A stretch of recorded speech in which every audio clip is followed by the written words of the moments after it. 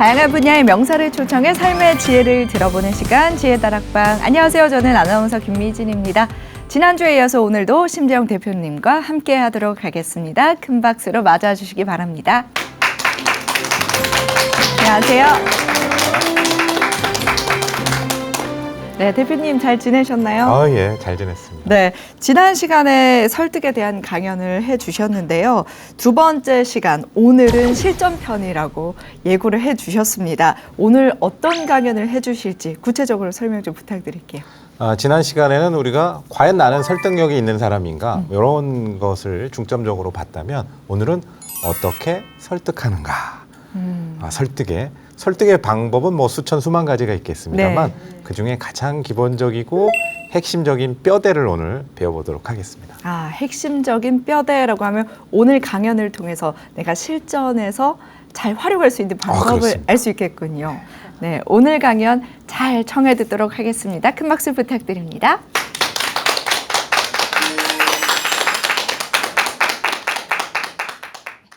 설득도 결국은 커뮤니케이션의 큰 영역에 들어오는 것인데요. 여러분에게 제가 어떤 메시지를 보냅니다. 자, 여러분 마스크 벗으세요. 비언어적인 걸로도 할 수 있습니다. 여러분한테 해볼까요? 시청자분한테 해볼까요? 자, 해볼게요. 제가 비언어적으로 말하는 사람이 신뢰가 가지 않으면 그 다음 어떤 메시지를 하든 잘 듣지 않는다 이거죠. 그럼 지금 우리에게 중요한 건 뭐냐?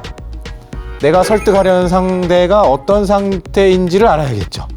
물론 설득하는 방법은 뭐 수만 가지가 있습니다만 그 중에서 가장 핵심적인 뼈대를 한번 배워보도록 하겠습니다.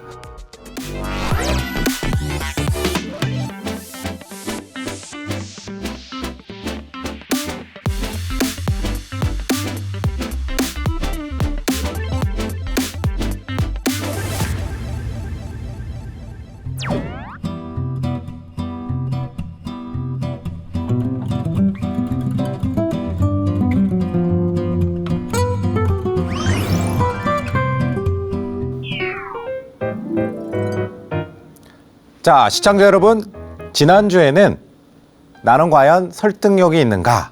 내가 그동안 요런 상황에서 요렇게 좀 설득을 했어야 되는데 요런 건 좀 부족했구나. 요런 것들을 말씀드리는 시간이었다면 오늘은 드디어 어떻게 설득하는가? 이런 주제로 보도록 하겠습니다. 물론 설득하는 방법은 뭐 수만 가지가 있습니다만 그 중에서 가장 핵심적인 뼈대를 한번 배워보도록 하겠습니다. 자, 설득은요. 헤럴드 라스웰이라는 학자는 커뮤니케이션을 이렇게 정의를 했습니다. 설득도 결국은 커뮤니케이션의 큰 영역에 들어오는 것인데요. 발신자가 수신자에게 어떤 메시지를 어떤 채널을 통해서 보내면 이 수신자가 어떻게 받아들이는가를 피드백하는 그 효과를 피드백하는 과정, 이걸 설득 커뮤니케이션 이렇게 얘기할 수 있습니다. 요즘 뭐 어려운 말로 말씀드렸는데 쉽게 얘기하면 제가 발신자죠? 화자입니다. 말한 사람. 여러분은 수신자. 제 말을 듣고 있는 설득의 대상이죠. 여러분에게 제가 어떤 메시지를 보냅니다. 자, 여러분 마스크 벗으세요. 당황스러운 메시지죠. 예. 자, 메시지입니다. 그럼 여러분 어떤 반응이 있겠죠? 이 반응을 잘 알아차려야 되는 거예요. 지금 내 말을 잘 알아듣고 있는지, 설득되고 있는지, 그렇지 않은지. 근데 이걸 이제 피드백한다고 표현하는 거죠. 그런데 이 메시지는 저는 지금 이렇게 언어적인 것을 통해서 여러분에게 메시지를 전하고 있는데요. 비언어적인 걸로도 할 수 있습니다. 여러분한테 해볼까요? 시청자분한테 해볼까요? 자, 해볼게요, 제가. 비언어적으로. 자, 이건 어떤 의미일까요? 난 여러분을 사랑합니다. 예, 되게 그렇게 받아들이죠. 예, 비언어적으로도 메시지를 보낼 수 있죠. 여러분한테 한번 해볼까요? 무슨 뜻이에요? 말하지 마세요. 이런 의미잖아요. 예, 비언어적인 채널을 통할 수도 있습니다. 물론 이런 TV 채널을 통할 수도 있고 또 뭐 버스에 광고를 내보낼 수도 있고 또 정치인들은 그냥 육성으로 버스를 타고 트럭을 타고도 메시지를 전하기도 하죠. 이런 걸 말하는 사람이 상대에게 어떤 메시지를 어떤 채널을 통해서 보내고 내 말이 잘 상대에게 설득력 있게 가고 있는가를 확인하는 과정, 이걸 설득이다 이렇게 생각하시면 되겠습니다. 자, 이 그림 한 장으로요. 지금 화면에 보여지는 이 그림 한 장으로 설득이 다 설명이 되는데요. 거기에 보시면 번개처럼 표시돼 있죠? 번개. 예. 요건 영어로는 노이즈, 설득을 방해하는 요소들을 의미합니다. 지금 제가 여러분한테 이렇게 설득하고 있는데 지금 어떤 시청자분은 졸려. 어제 너무 운동을 많이 했더니 내가 몸이 너무 피곤해. 지금 막 졸려요. 그런 경우 제 말이 다 전달되지 않겠죠. 또 어떤 분은 그럴 수 있습니다. 제가 하는 말이 커뮤니케이션, 그게 무슨 뜻이지? 그럴 수도 있습니다. 뭐 의사소통 그런 뜻이죠. 다 아시겠지만. 그러니까 신체적인 것 때문에 방해가 될 수도 있고요. 문화적인 것 때문일 수도 있고 여러 가지 요인 때문에 지금 설득이 잘 안 될 수도 있습니다. 그럼 지금 우리에게 중요한 건 뭐냐? 내가 설득하려는 상대가 어떤 상태인지를 알아야겠죠. 너무 피곤한 상태라면 아니면 굉장히 조급한 상태라면. 그래서 우리 시청자분들 중에 직장인분들 우리 이런 실수합니다. 퇴근 시간이 임박했어요. 근데 오늘까지 꼭 보고하라고 했거든요. 6시 퇴근인데 부랴부랴 보고서를 만들어서 5시 40분쯤에 본부장님께 가져갔어요. 본부장님이 기분 좋을까? 내지는 조금 있다가 식사하러 가야 되는데 11시 30분쯤 가서 보고서를 내밀면 좋은 피드백을 받기가 어렵겠죠. 상대의 상태를 파악하는 것이 설득에서 중요하다. 설득이란 내가 상대에게 어떤 메시지를 통해서 상대의 태도와 행동을 변화시키는 건데 지금 변화되고 있는지를 또 이렇게 확인하는 그런 과정이다. 그 사이에는 장애 요인도 있더라. 어떤 방해 요인이 있는지를 확인해야 되더라 이거죠. 자, 여러분은 이런 전화 받으신 적 있습니까? 띠리링 띠리링. 여러분이 전화를 탁 받았습니다. 네, 여보세요.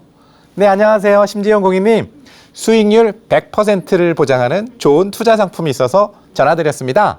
이런 거 받으신 적 있죠? 자, 이럴 때 어떤 생각이 드십니까? 자, 1번. 정말요? 어머, 너무 잘 됐다. 요즘 금리도 낮아가지고 안 그래도 어디에 예금하고 투자해야 되나 생각했는데 그거 뭐예요? 너무 반갑다. 1번. 아니면 자, 2번. 네. 누군데요? 맞아요. 뭐지? 내 번호 어떻게 알았지? 그리고 그렇게 좋은 게 있으면 지가 하지 왜 나한테 전화했지? 그죠? 자, 1번. 저런 전화가 왔을 때 모르는 누군가로부터 투자 확실합니다. 이런 전화를 받았을 때 1번. 구미가 당긴다. 1번이. 2번. 의심된다. 의심되죠. 왜 의심될까요? 설득에서 이게 중요한 대목입니다. 제가 방금 전에 설득할 때는 발신자, 말하는 사람이 중요하다 그랬죠? 제가 지금 이 자리에서 여러분에게 어떻게 설득하는가, 설득하는 방법을 알려드리고 있는데요. 제가 설득에 대해서 아무것도 모르는 사람이면 여러분은 여기서 듣지 않으실 겁니다. 시청자 여러분도 마찬가지죠. 저는 설득과 관련된 일을 했습니다. 영업을 해서 동료 중에 잘해서 상도 받고 영업사원들을 가르치고 훈련시키고 이런 일들도 했고 지금도 H사, S사 등등등 해서 설득과 관련되는 훈련, 컨설팅 이런 것들을 하고 있고요. 전략 커뮤니케이션, 마케팅, 심리학 이런 것들을 공부했습니다. 말하는 사람이 신뢰가 가지 않으면 그 다음 어떤 메시지를 하던 잘 듣지 않는다 이거죠. 아리스토텔레스라는 학자 들어보셨을 텐데요. 설득하는데 3가지 요소가 있습니다. 그랬습니다. 에토스, 파토스, 로고스. 에토스가 이 발신자에 해당됩니다. 말하는 사람이죠. 말하는 사람이 지금 설득하려는 대상, 제가 여러분을 설득한다고 가정하면 여러분에게 제가 신뢰를 줘야 된다는 겁니다. 근데 이 신뢰라는 건요, 2가지로 크게 나눌 수 있는데요. 첫 번째는 업무적 신뢰입니다. 만약에 시청자분들 중에 비즈니스를 하시는 분이 계시다면 혹은 세일즈, 마케팅 등등등을 하신다면 내가 취급하는 이 비즈니스 주제에 대해서 상대에게 전문가다라는 인상을 줄 수 있어야겠죠. 만약에 제가 옷을 판매하는 사람인데요. 여러분 저한테 이렇게 물었습니다. 사장님, 요즘은 어떤 패션이 유행이에요? 글쎄요. 나는 내가 파는 거밖에 모르겠는데? 라고 말한다면 좀 신뢰가 가지 않겠죠. 그래서 첫째, 내가 하는 업무 분야의 전문성을 가지고 상대에게 신뢰를 줘야 됩니다. 2번째는요, 인간적인 신뢰인데 나는 당신을 속이지 않습니다. 정직하다는 거죠. 그리고 내가 지금 하는 메시지는 단지 나에게만 이익이 되는 게 아니라 당신에게도 이익이 되는 겁니다. 상대 지향성입니다.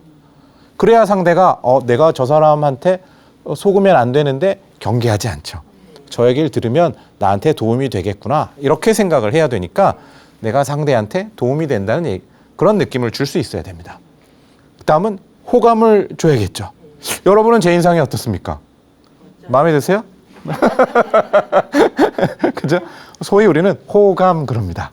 호의적인 느낌을 줄 수 있어야겠죠. 그러니까 잘생기고 예쁘고 이거 뭐 다 좋습니다만 자기 인상을 자꾸 저도 거울 보고 제 표정을 연습합니다. 그런 얘기 뭐 우리 많이 들어보셨을 텐데요. 그래서 저는 그 웃기지 않은데 웃는 거 꽤 잘하는 편입니다. 한번 해볼까요? 사진 찍을 때 하잖아요. 자, 그래서 인간적인 신뢰를 줄 수 있어야 된다는 거죠. 이 두 가지 업무적 신뢰와 인간적 신뢰를 줄 수 있어야 우리가 설득하려는 상대는 일단 나를 신뢰하고 내 얘기를 들을 준비를 하고 있는 겁니다. 이게 발신자, 나에 대한 아리스토텔레스가 얘기한 에토스, 파토스, 로고스 설득의 3요소 중에는 이게 에토스에 해당이 되는 거죠. 자, 여러분한테 한번 질문해 볼까요? 사람은 바뀌지 않아. 이런 말을 저는 참 많이 들었습니다. 여러분은 어떻습니까? 사람은 바뀌지 않는다고 생각하시나요? 아니면 사람은 바뀔 수 있다고 생각하시나요? 여러분은 어떠세요? 사람 바뀔 수 있을까요? 지금 이 순간 이런 분들이 있으시죠? 에이, 심재영 대표님, 사람 그거 안 바뀝니다.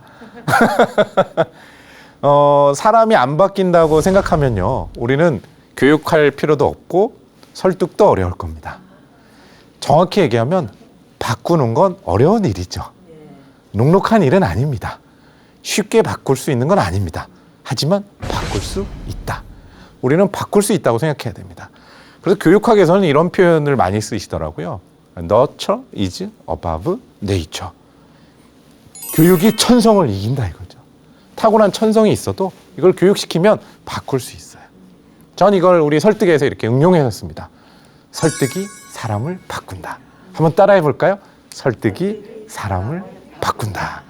바꿀 수 있다는 확신이 있어야 됩니다. 내 메시지에 대해서 일단 확신을 갖고 있어야 됩니다. 우리 중에 시청자분들 중에 아이를 키워보신 분들도 있으실 텐데요. 아이들이 어렸을 때 뭐 한 유치원생쯤 된다고 가정할까요? 이때 아이들이 이제 감기에 잘 걸리죠. 유치원생쯤 되는 우리 아이가 감기에 걸렸습니다. 감기약을 먹이려고 하는데 아이들이 잘 먹습니까? 잘 안 먹습니까? 잘 안 먹어요. 잘 안 먹을 때 우리 어떻게 하셨죠? 달래요. 설득에서 긍정 프레임 쓰신 겁니다. 너 요 감기약 먹으면 엄마가 뭐 해줄게. 보상책을 제시하면서 설득을 시도했습니다. 그랬는데도 말을 잘 안 들을 때가 있죠? 그럼 그 다음 어떻게 합니까? 이거 안 먹으면 확! 부정 프레임입니다. 위협했습니다. 너 이거 안 먹으면 이번 주에 놀이공원이고 뭐가 없어? 그랬습니다. 자, 이렇게 부정 프레임을 썼는데도 우리 아이가 설득을 시도했는데도 안 들으면 어떻게 하죠? 얼레고 달래고 했는데도 감기약을 안 먹으려고 하면 어떻게 했을까요? 나는 먹지 말라고. 먹지 말라고 그래요. 예. 나중에 먹더라고요. 그럼 먹어요. 먹더라고요. 그래요. 지금 불안한가 봐요. 훌륭한 어머님이 훌륭한. 예. 그런 경우도 있겠고, 그렇지 않은 경우는 어떻게 했을까요? 어떤 분 이런 분들이 있으시던데요. 아빠는 아이의 팔을 꺾고 엄마는 숟가락에 감기약을 넣어서 먹인다. 그러신 적 있어요? 많이 없어요. 그러신 적 있으신 분 있으시죠? 시청자분 중에? 저는 많이 봤습니다. 아동학대 아닌가요? 아동학대? 글쎄요. 예. 자, 이건 저는 유치원생이라고 가정했습니다. 판단력이 완전한 성인인 자녀가 아니고. 자, 이 아이에게 약을 안 먹으려고 할 때 우리는 억지로 먹일 때도 있었습니다. 그렇죠? 왜 억지로 먹여도 될까요? 억지로 먹이면 안 될까요? 그렇죠. 먹으라고 했는데 그러면 이렇게 자발적으로 먹으면 다행이죠.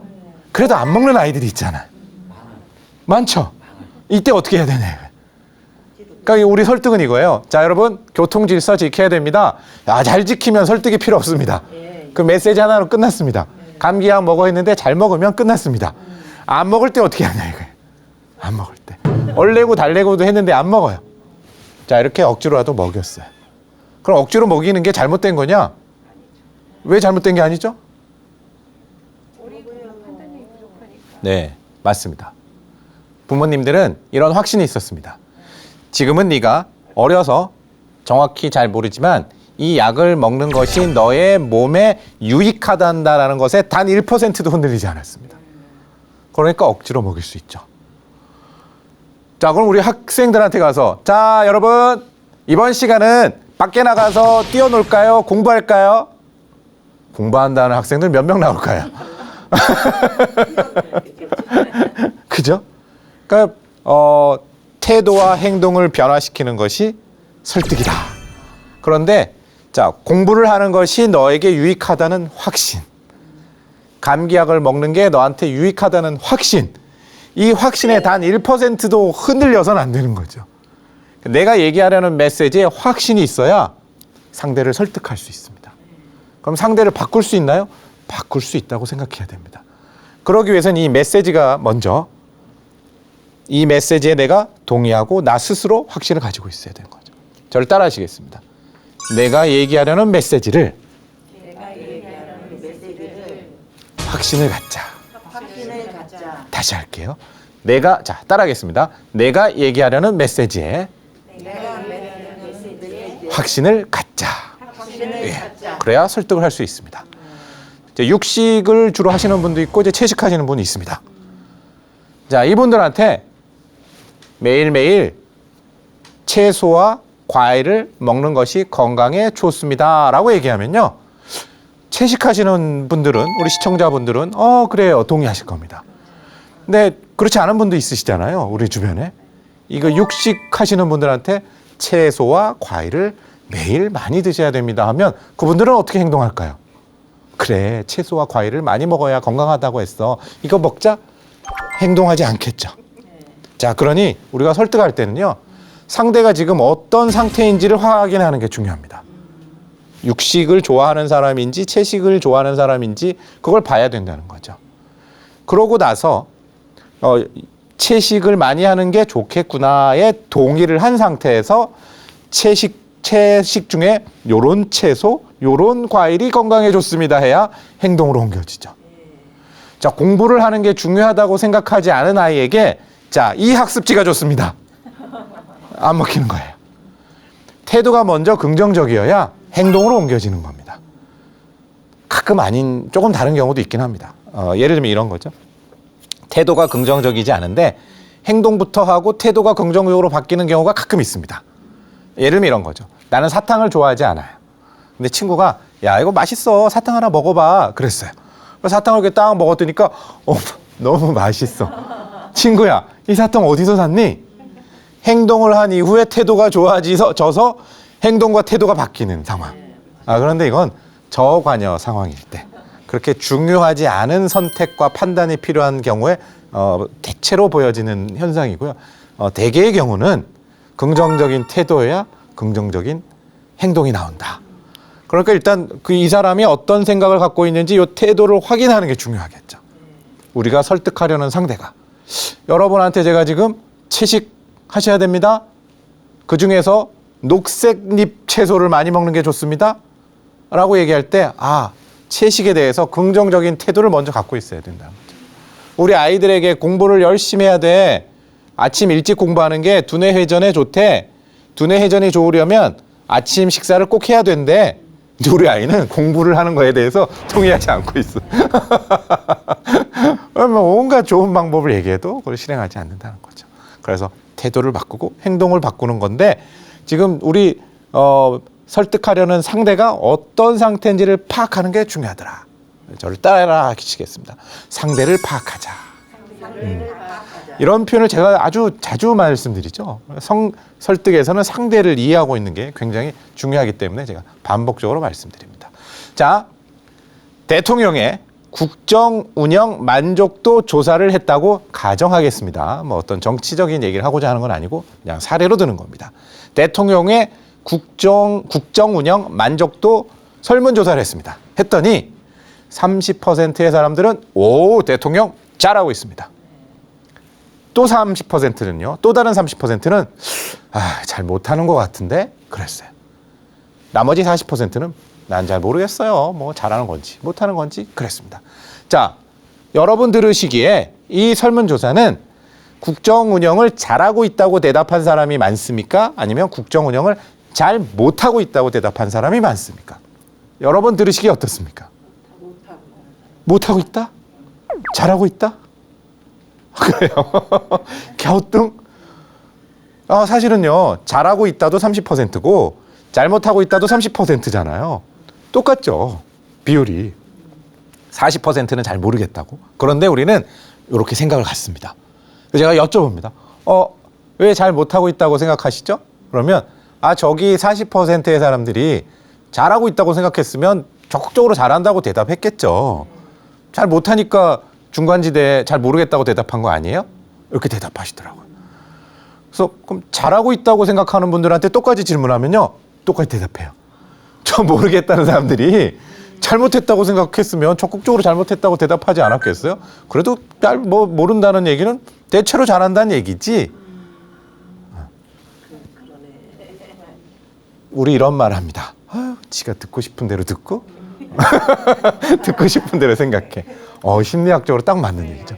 선택적 인지한다, 선택적 수용한다 이렇게 얘기합니다. 우리는 모든 것을 받아들이지 않고 내 생존에 필요한 것만 골라서 듣는, 나에게 유리하게 내 배경 지식, 스키마라는 걸 활용해서 해석하는 이런 현상을 보인다고 하는데요. 자, 이게 이렇게 지금 이 대목에서는 어떻게 메시지를 구성하느냐에 따라서 상대는 달라질 수 있다는 걸 제가 말씀드리기 위해서 가져왔습니다. 자, 제가 만약에 국정 운영을 잘하고 있다고 얘기하고 싶어요. 그럼 이렇게 얘기하면 됩니다. 자, 이번에 2022년 국정 운영 만족도 설문조사를 시행한 결과 잘못하고 있다고 응답한 사람은 불과 30%밖에 되지 않는 것으로 조사되었습니다. 나머지 70%는 잘 모르겠다거나 잘하고 있다고 적극적으로 긍정적인 대답을 해주셨습니다. 잘하고 있는 것 같죠? 근데 잘못하고 있다고 얘기하고 싶으면 반대로 얘기하면 됩니다. 자, 2022년 국정운영 만족도 조사 결과 잘하고 있다고 응답한 사람들은 불과 30%밖에 되지 않는 것으로 조사되었습니다. 나머지 70%의 국민들은 잘 모르겠다거나 잘못하고 있다고 대답했습니다. 어떻게 메시지를 구성하느냐에 따라서 같은 현상이 다르게 들릴 수 있다는 거죠. 그래서 설득에서 메시지가 중요합니다. 그래서 메시지는요, 어떻게 구성하느냐가 중요하고 이 구성된 메시지를 어떻게 전달하느냐가 중요합니다. 그러면 먼저 어떻게 구성하는지를 한번 볼게요. 긍정적인 메시지를 구성할 수도 있고 부정적인 메시지를 구성할 수도 있습니다. 긍정적이다라는 건 내 메시지를 받아들이면 당신한테 이런 혜택이 있어요, 이런 보상이 있어요, 이런 거예요. 부정적인 건 내 말을 받아들이지 않으면 너 이런 크게 손해를 볼걸? 이런 처벌이 있을걸? 손해, 징계 이런 것들을 얘기하는 건 부정 프레임입니다. 이걸 긍정과 부정 프레임을 이성적인 것으로 얘기할 수도 있고요. 감성적인 걸로 얘기할 수도 있어요. 제가 사례를 좀 드릴 테니까 사례를 들어보면 이해가 되십니다. 그 화면에 있는 걸 일단 한번 볼게요. 자, 긍정적이면서 이성적인 걸로 하면 이렇게 되는 거죠. 2021년 구내 식당에 대한 직원들의 만족도 조사 결과 99점으로 매우 만족하는 걸로 조사되었습니다. 그러니까 저희한테 구내식당 운영을 맡기세요. 우리가 구내식당 운영을 계속 해왔는데 작년에 설문조사하니까 99%가 만족했다잖아요. 계속 저희한테 맡기세요. 이거예요. 자, 다른 예를 들면요. 뭐 이런 거죠. 아침에 일어나서 물 한 잔 마시는 것은 평균 수명을 5.7세 연장한다는 연구 결과가 있습니다. 뭔가 이성적이라는 건요. 통계 자료, 또 학자들의 논문, 또 신문 기사, 방송에 나온 뉴스, 만족도 조사 이런 것들. 수상 이력 이런 것들을 가지고 상대를 설득하려고 하는 거예요. 이건 이성 설득이죠. 감성 설득은요, 감정적으로. 지난 시간에 제가 성냥팔이 소녀가 돼서 추워, 추워. 성냥 좀 팔아주세요. 감성이에요. 근데 이 이성과 감성을 긍정적으로 할 수도 있고 부정적으로 할 수도 있는 거죠. 제가 지금 긍정적이면서 이성적인 걸 했습니다. 긍정적이면서 부정적인 걸 하면 이런 거예요. 우리가 구내식당 계속하고 싶습니다. 그런데 화면을 보시면 노스 땡땡 주립대 조 땡땡 교수의 연구에 의하면 건강하지 않은 식사가 업무 성과에 나쁜 영향을 미친다고 합니다. 실제로 저 연구 결과가 있습니다. 먹는 게 부실하면 업무 성과가 떨어지더라 이거예요. 잘 먹여야죠. 여러분 구내식당 어떻습니까? 마음에 드십니까? 이성적이면서 부정적. 구내식당이 신통찮으면요 업무 성과 떨어져요. 좋은 식당에 맡겨야 돼요. 저희한테 맡기세요. 위협하고 있죠. 부정 프레임. 자동차 회사를 한번 예를 들어볼게요. 긍정적이면서 이성적인 걸로 해볼게요. 저희 제용 자동차는 경쟁 차종에 비해서 연비가 리터당 5kg이나 더 갈 수 있습니다. 매달로 따지면 그래서 35만 원의 연비를 절감할 수 있습니다. 이건 이성적이면서 긍정적인. 이성적인 논리를 가지고 우리 얘기를 받아들이면 뭐가 좋아질 거야 한 거예요. 이성적인 얘기를 하면서 부정적인 얘기를 할 수도 있습니다. 하루에 수면을 5시간 미만으로 주무시는 분들은 평균 수명을 4.7년 단축한다는 연구 결과가 있습니다. 잠을 적게 자면 안 되는구나. 이런 거죠. 예. 이건 이성적이면서 부정적인 사례를 든 겁니다. 자, 이 메시지는 이걸 다 섞는 건데요. 이번엔 감성적인 거랑 긍정적인 거랑 섞고 감성적인 거랑 부정적인 거랑 한번 섞어볼게요. 감성적인 거랑 긍정적인 거랑 섞으면 이렇게 된 거예요. 새벽에 등교하는 자식들에게 든든한 밥 한 끼 지어주시던 부모님의 그런 마음으로 정성껏 준비하겠습니다. 저희 구내식당에 맡기세요. 아니 사실 뭐가 좋아진다는 게 밑도 끝도 없잖아요. 사실 논리적인 거.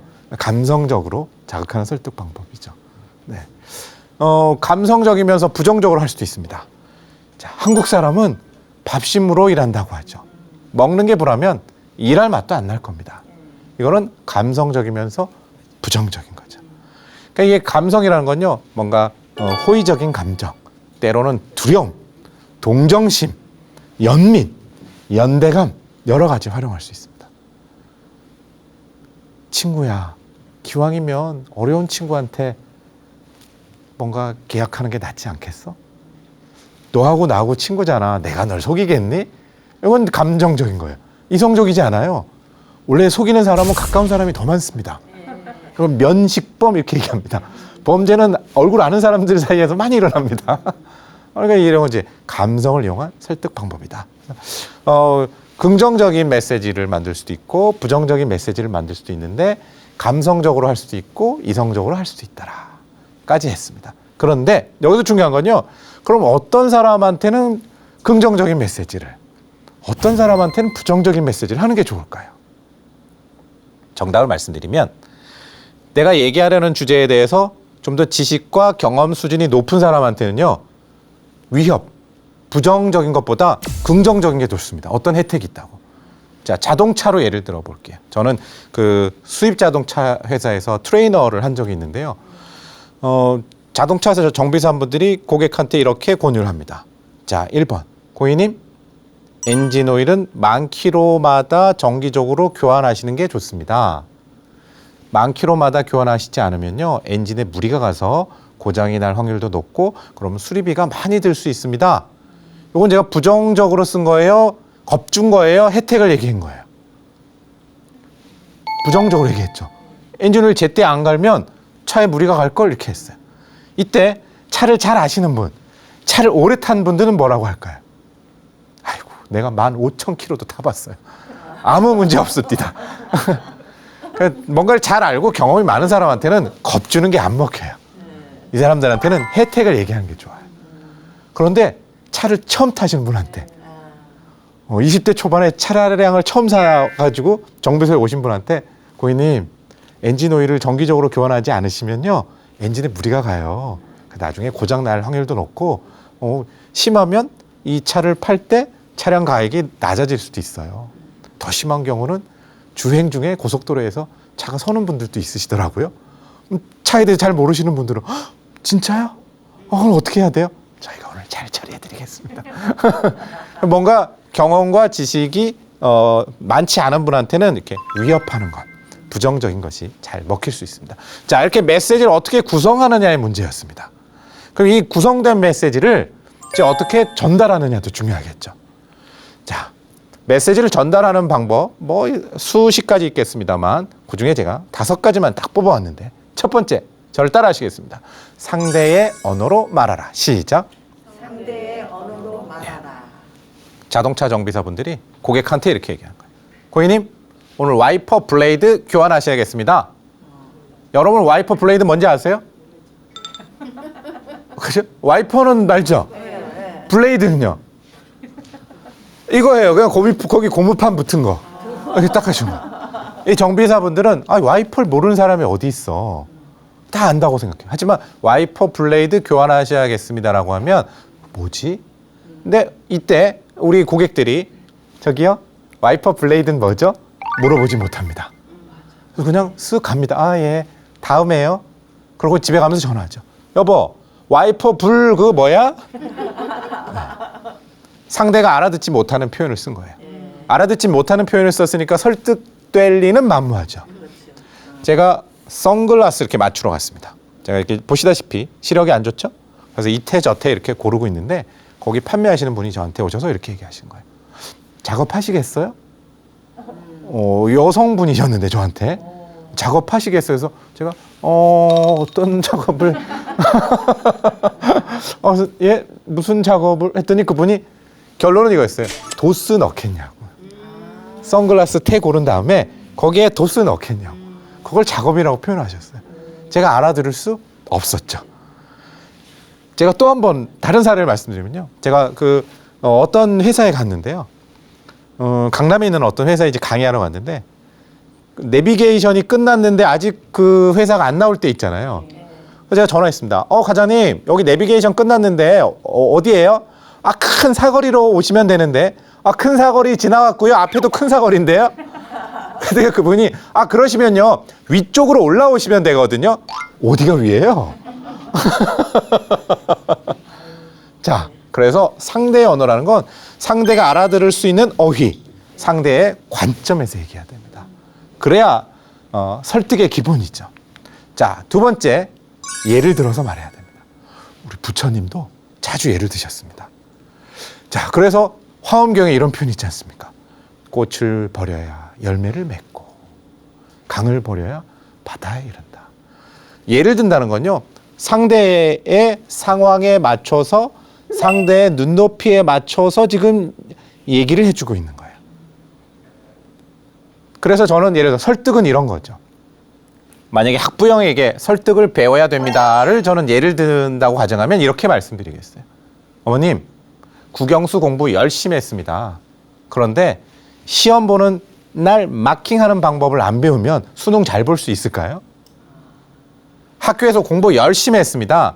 그런데 상대를 설득하는 방법을 안 배웠습니다. 전쟁터에 나가기 위해서 짠짠짠 팔굽혀펴기 체력 훈련 엄청 열심히 시켰는데 상대를 찌르는 건 안 가르친 겁니다. 국영수 공부 열심히 하셔도 마킹하는 걸 알아야 수능 볼 수 있듯이 학교 공부 열심히 하셨어도 상대를 설득하는 능력이 없으면 어느 분야에서든 성공할 수가 없습니다. 설득을 배우셔야 됩니다.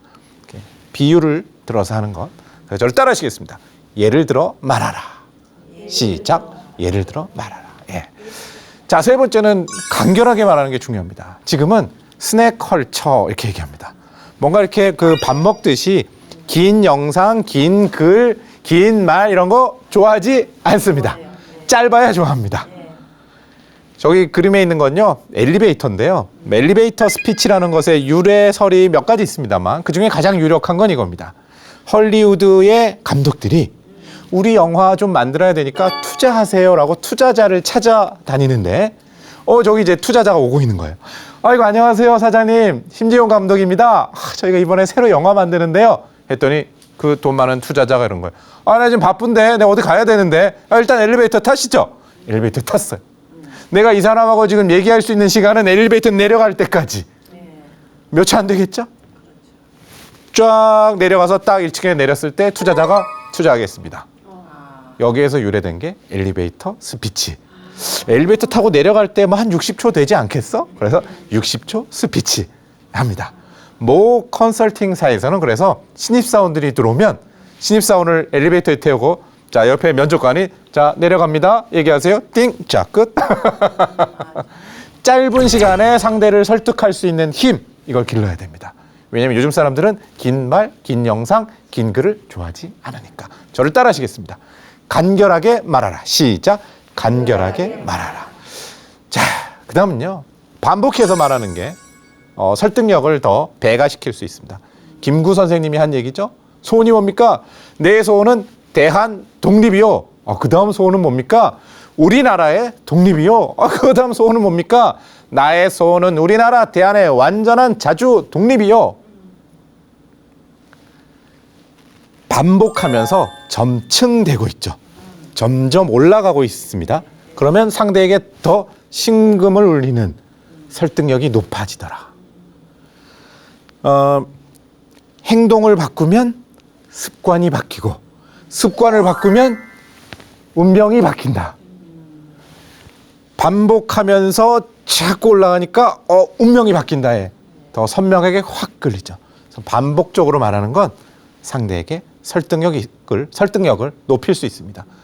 국민에 의한, 국민을 위한 정치를 하겠습니다. 시민 여러분, 서울 시민 여러분, 존경하는 서울 시민 여러분. 아무 얘기 안 했는데 집중이 되죠? 반복하라. 저를 따라 하시겠습니다. 반복하여 말하라. 시작. 반복하여 말하라. 예. 자, 그 다음은 대조시키는 겁니다. 우리의 뇌는요, 복잡하게 생각하는 걸 좋아한다, 싫어한다? 좋아하지 않는다고 그랬어요. 인지적 구두쇠. 그래서 어림짐작해, 자꾸. 휴리스틱. 뭔가 그냥 직관적으로 판단하려는 경향이 있습니다. 그래서 내가 얘기하려는 것과 나하고 반대되는 걸 이렇게 대조시켜주는 게 상대에게 선명하게 전달될 수 있습니다. 그래서 화면에 보시는 것처럼 성공하는 사람은 방법을 찾고 실패하는 사람은 변명을 찾는다. 이렇게 한 거죠. 예. 정치인들은 이런 거 많이 합니다. 홍길동 후보를 선택하는 것은 과거로 가는 길이고 심재용 후보를 선택하는 것은 미래로 가는 길입니다. 여러분! 대통령 될 수 있을 것 같아요? 선과 악을 이렇게 구분하는 거죠. 그래서 나를 선에 놓고 더 좋은 곳에 놓고 이렇게 대조시키는 걸 프레이밍 전술 이렇게 얘기합니다. 이렇게 대조시켜서 내 것을 더 강조시키는 거죠. 자, 그래서 따라하겠습니다. 대조시켜 말하라. 시작. 대조시켜 말하라. 자, 메시지를 이렇게 전달하는 방법에 대해서 우리가 보셨는데 마지막으로 설득을 잘하기 위해서는요. 내가 지금 말한 이 메시지를 상대가 잘 듣고 있는지, 그래서 태도와 행동이 변화되고 있는지 이걸 확인해야 됩니다. 이걸 이제 피드백이라고 하죠. 그래서 확인하기 위해서는 우리가 어떻게 해야 될까요? 잘 봐야죠. 상대를 관찰해야죠. 상대 얘기를 경청해야죠. 경청하는 것에도 단계가 있습니다. 히어링은요, 그냥 듣는 겁니다. 지나가는 새소리 듣는 겁니다. 리스닝은요, 주의 깊게 듣는 겁니다. 우리 학교 다닐 때 listen carefully 그랬죠? 주의 깊게 들으세요. attentiveness 마지막은요, 상대가 말하는 의도를 파악하면서 듣는 겁니다. 그럼 우리 설득에서는 어떻게 해야 될까요? 저 사람이 왜 저 반응을 보일까? 왜 저 말할까? 의도까지 파악하면서 들으려고 하셔야 됩니다. 그래야 그 의도를 여러분이 알아채고 태도와 행동을 변화시킬 수 있습니다.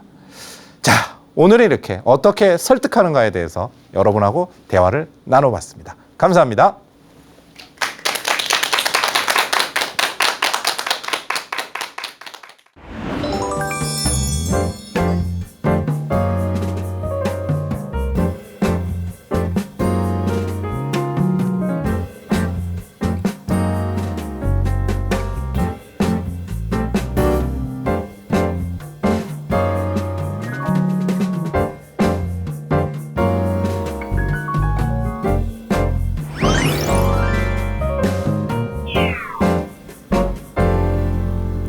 네, 설득의 5가지 노하우에 대해서 잘 알아봤습니다. 이 5가지를 다 적용하면 좋겠지만 실전에서 가장 쉽게 적용할 수 있는, 가장 빨리 습득할 수 있는 그 노하우는 어떤 것이 있을까요? 5가지 중에 제가 가장 중요하게 생각하는 건 네. 1번입니다. 1번. 상대의 언어로 말하라. 아, 왜냐하면 네. 상대가 어떤 상황인지, 상대가 어떤 성향인지에 따라서 네. 설득의 방식이 다 달라져야 되거든요. 저는 오늘 이 짧은 시간 안에 네. 핵심적인 걸 말씀드렸고요. 네. 이걸 가지고 여러분이 설득하는 대상을 잘 파악한 다음에 거기에 맞춰야 됩니다. 아, 설득은 요 말을 기억하시면 되겠습니다. 맞춤 커뮤니케이션이다. 맞춤 커뮤니케이션. 상대에게 맞추는 커뮤니케이션입니다. 그 답변을 듣고 보니까 사실 사회생활을 하면서 귀를 닫고 사시는 분도 계신다라는 생각이 들 때가 가끔 있어요. 네, 네, 네. 남의 말을 듣지 않으려는 분들에게 그렇죠. 이런 설득의 노하우 통할까요? 그런 분야에 관련해서 제가 연구를 많이 했습니다. 네. 우리가 어떻게 설득하는가를 얘기할 때 상대에게 자 담배 피우지 마세요. 채식하는 게 좋습니다. 운동하셔야 됩니다. 그런데 이걸 전혀 안 들으려고 하시는 분들이 있거든요. 네. 관심 없어요? 필요 없어요? 이거죠. 이런 사람들에게도 설득하는 방법이 있습니다. 그 얘기는 네. 다음 시간에 말씀드리겠습니다.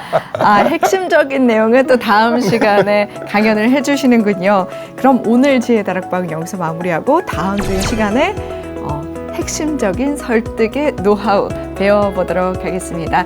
오늘 긴 시간 함께해 주신 여러분 고맙습니다.